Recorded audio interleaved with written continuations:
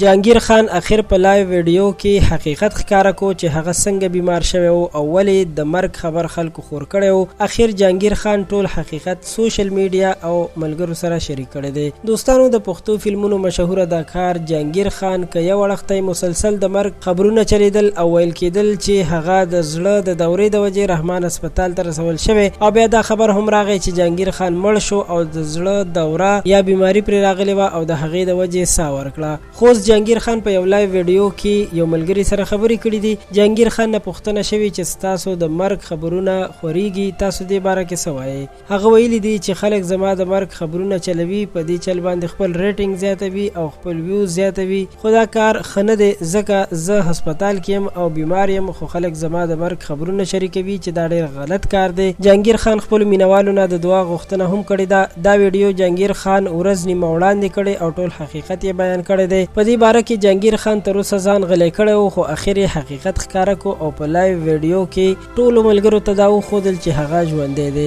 د جهانگیر کورنۍ هم په دې باره کې څه نه ویلي، نو د دې خبرو نه هم معلومېده چې جهانگیر خان ژوندی دی. خو اوس هغه د دې خبرو تصدیق هم وکړو، نو ډېره ښه خبره ده. قدرمنو غوښتل مو چې دا خبر تاسو سره او ټولو مینوالو سره شریک کړم چې جهانگیر خان د خپل مرګ باره کې مکمل سپیناوی وکړو او حقیقت یې بیان کو.